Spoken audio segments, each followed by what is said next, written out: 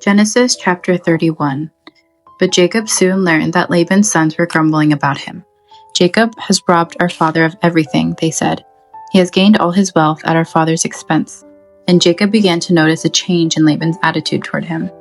Then the Lord said to Jacob, "Return to the land of your father and grandfather and to your relatives there, and I will be with you."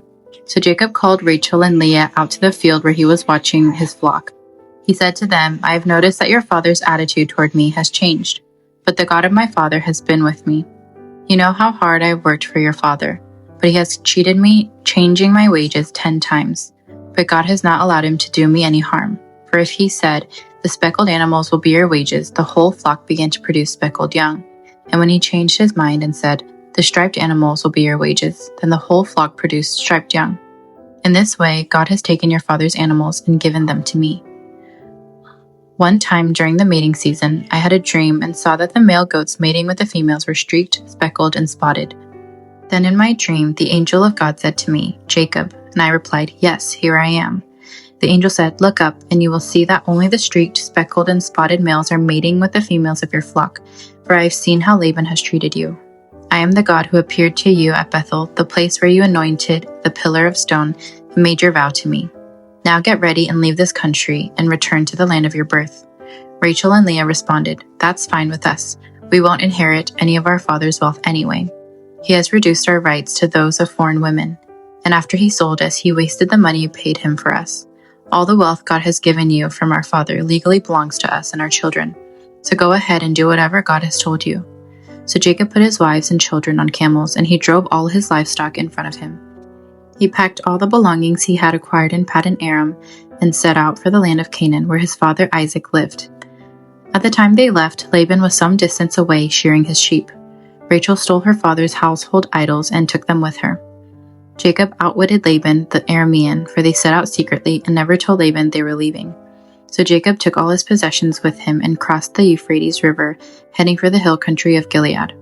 3 days later, Laban was told that Jacob had fled, so he gathered a group of his relatives and set out in hot pursuit. He caught up with Jacob 7 days later in the hill country of Gilead. But the previous night, God had appeared to Laban the Aramean in a dream and told him, "I'm warning you, leave Jacob alone."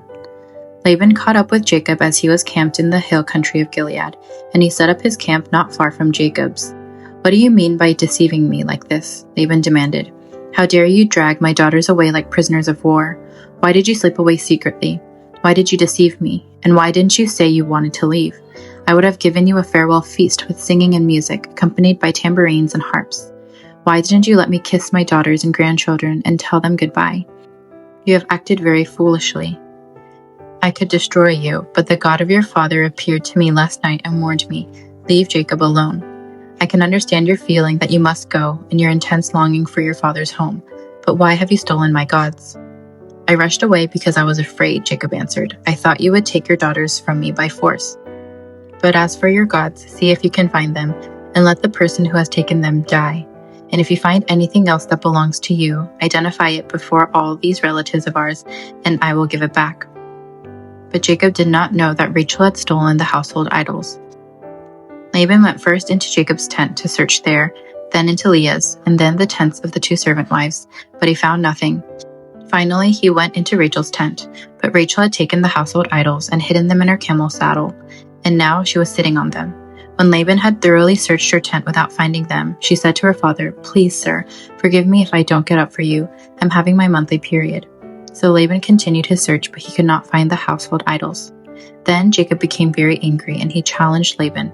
"What's my crime?" he demanded. "What have I done wrong to make you chase after me as though I were a criminal? You have rummaged through everything I own. Now show me what you found that belongs to you. Set it out here in front of us before our relatives for all to see. Let them judge between us. For 20 years I have been with you, caring for your flocks. In all that time, your sheep and goats never miscarried. In all those years, I never used a single ram of yours for food. If any were attacked and killed by wild animals, I never showed you the carcass and asked you to reduce the count of your flock. No, I took the loss myself. You made me pay for every stolen animal, whether it was taken in broad daylight or in the dark of night. I worked for you through the scorching heat of the day and through cold and sleepless nights. Yes, for 20 years I slaved in your house. I worked for 14 years earning your 2 daughters, and then 6 more years for your flock. And you changed my wages 10 times. In fact, if the God of my father had not been on my side, the God of Abraham and the fearsome God of Isaac, you would have sent me away empty-handed. But God has seen your abuse and my hard work. That is why he appeared to you last night and rebuked you. Then Laban replied to Jacob, "These women are my daughters, these children are my grandchildren, and these flocks are my flocks. In fact, everything you see is mine. But what can I do now about my daughters and their children? So come, let's make a covenant, you and I, and it will be a witness to our commitment."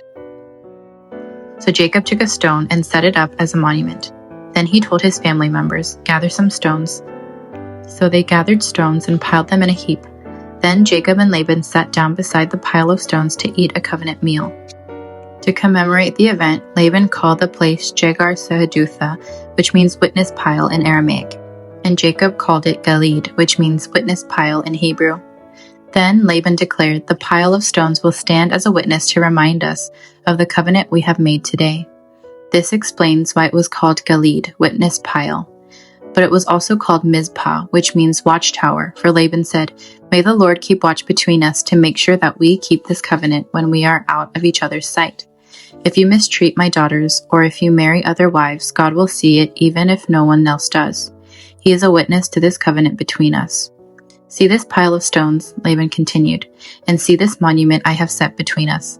They stand between us as witnesses of our vows.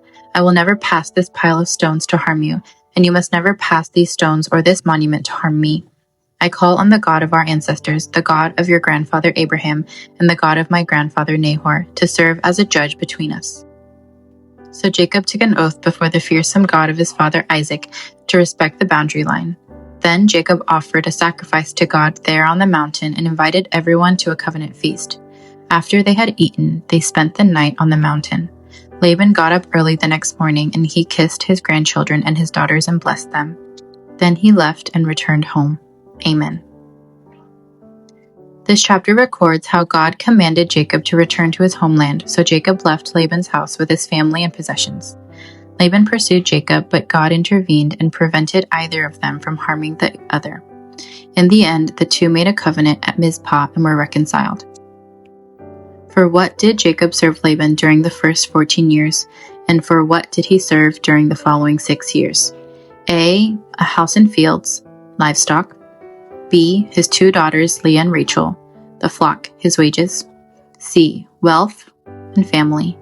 D, the flock and his 2 daughters. The answer is B, his 2 daughters, Leah and Rachel, and the flock, which were his wages.